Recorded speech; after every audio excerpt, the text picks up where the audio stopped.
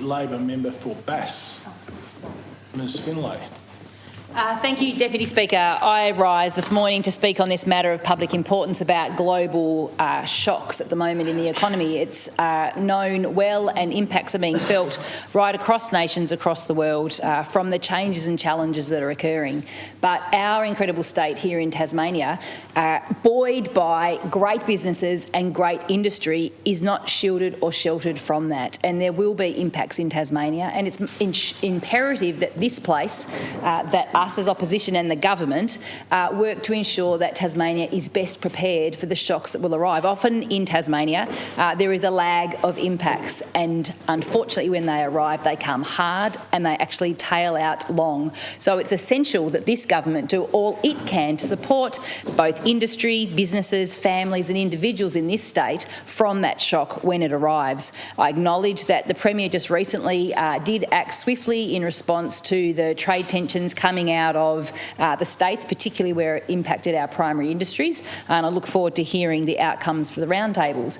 But there is no doubt and no question that there are things that this government could be doing and must be doing now to ensure that we support the economy of Tasmania in the wake of the impacts that will come. And we know that it is beyond the capacity of this government often to understand and act on that. We have heard repeatedly over recent weeks about the impacts on our major industrials and our large businesses in Tasmania around the impacts of energy prices, particularly with transmission costs. There are levers that this government can pull to support Tasmanian businesses that they refuse to be honest about, and they refuse to accept and understand their role within. We know that the struggles for many, whether it be in a household or a business, on power prices is real. It impacts individuals, families, it impacts small businesses, large businesses and our major industrials. And when this government do not do what they can to protect them from those impacts, it impacts our economy not only in terms of the financial impact, it impacts our economy on jobs, and that impacts the families of Tasmania.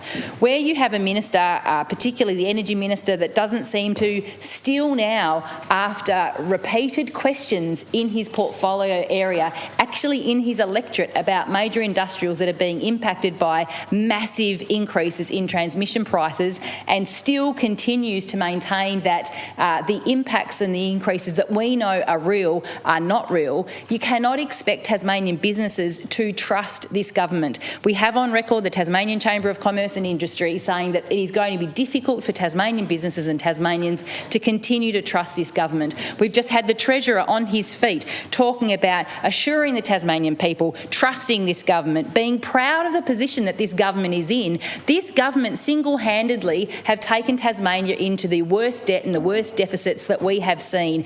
And as many people have commented, including Saul Estlake, much of that is at the feet of this government just in recent years. This government come to their feet repeatedly and talk about the impacts of the pandemic and speak softly and quietly and emotionally about the great work that we had to do at that time, implying that the financial circumstances of the state, the financial circumstances of finances and the economy are somehow due to the pandemic that we all experienced. However, we know that things were on the slide before the pandemic arrived.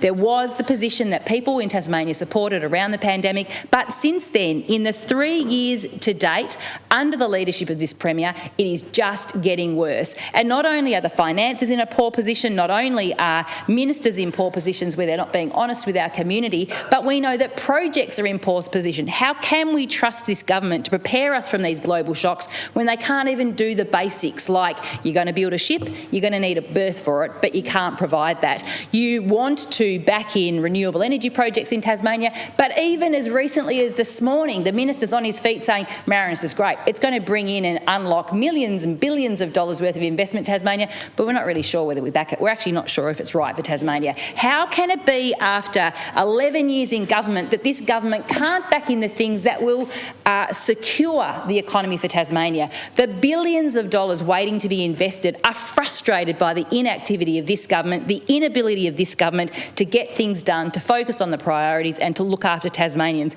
There is no doubt a time will come where Tasmania will be impacted by these global shocks, and there is no trust in the Tasmanian community, in the business community or in families of Tasmania Tasmania, that this government can protect us. It is our job to make sure that this government wake up, do the right thing and protect Tasmanians from the global shocks that will come. Member for